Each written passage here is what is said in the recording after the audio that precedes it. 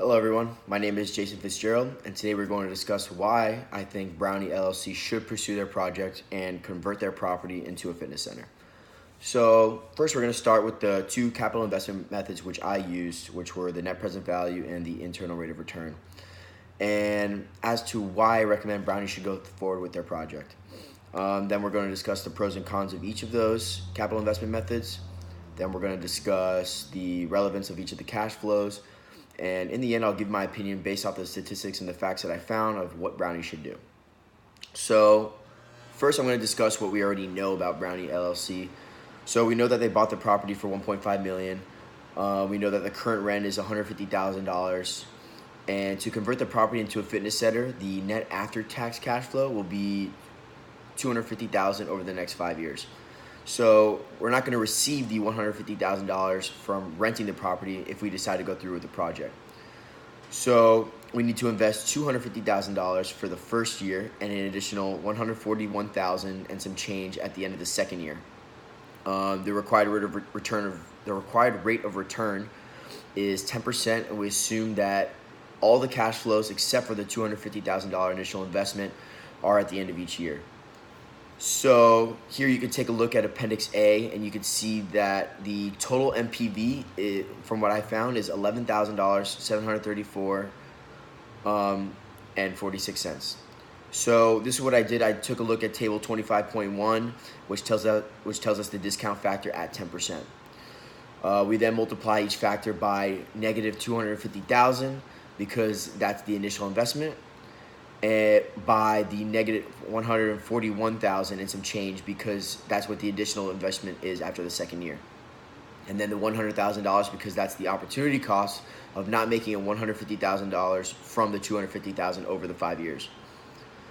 So what I did was, after multiplying all the cash flows by the 10% discount factors, you get negative $250,000, negative $117,000 and some change, and $379,000 and some change as well. So what I did was I added all these numbers together, which gave me the net present value, which comes out to $11,374 and 46 cents. And because it's more than $0, that is why the project is acceptable. Now you can take a look at Appendix B, which takes a look at the internal rate of return, which is set up in a similar fashion, except we're using the discount factor of 11 and 12% as opposed to the 10% in the MPV. So to find our new net present values, we're going to use the 11 to 12%, like I said.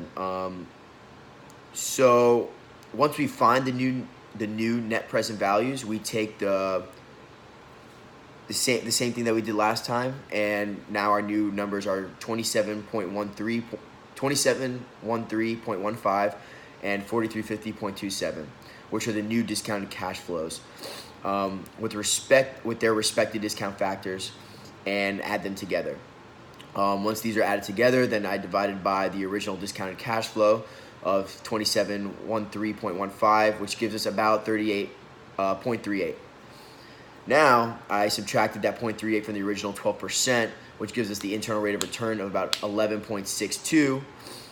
And this being said, the internal rate of return is more than the cost of capital, which is why the project is acceptable as well.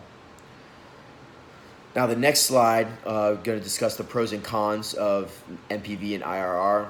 So the most important pros of the MPV are that it's based on the idea that dollars received in the future are worth less than the dollars in the bank today. So it kind of takes into consideration the time value of money. It produces a dollar amount that indicates how much value that the project will create for the company. But the bad thing is that it requires kind of guessing about future cash flows and estimating what the company's cost of capital might be. Another negative is that the MPV method really isn't applicable when you compare different projects that have different investment amounts, because some larger projects might require more money and should have a higher MPV, but it doesn't necessarily make it a better investment compared to a smaller project. Now some pros of the internal rate of return are that it takes into account the time value of money, because it calculates what the interest rate at that present value of future cash flows equals to the required capital investment. It also is pretty simple to calculate, provides simple means where you can compare the worth of various projects that are being taken under consideration.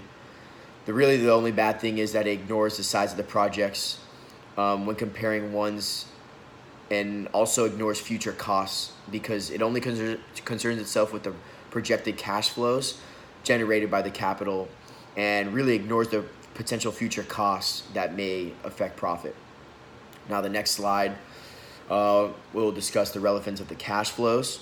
So the historical cost of $1.5 million of purchased property is a sunk cost, and for that reason, we don't need to use this in our decision making, which kind of makes it irrelevant. Next, the annual property tax. Though it is included in net income, we can't really exclude that amount stating because it is irrelevant for the decision making because of the time value of money. We've made no adjustments regarding that. So the net after-tax cash flow of the rental property is basically considered an opportunity cost because it's what we would earn every year if the property was not converted into a fitness center. And so it is a cost to the fitness center, and the fitness center should at least earn that income. Now, the net after-tax cash flow from the fitness center is a cash inflow every year for the next 5 years at $250,000. And last, the initial capital investment and additional capital investments are both considered cash outflows. And our last slide, all of this being said, because the net present value is greater than zero, it's 11,000 and some change, and the internal rate of return is more than the cost of capital, it's 11.62%, I believe that Brownie LLC should proceed with the project to create their new fitness center. And I thank you very much for your time, and I hope you enjoyed my presentation. Thank you very much.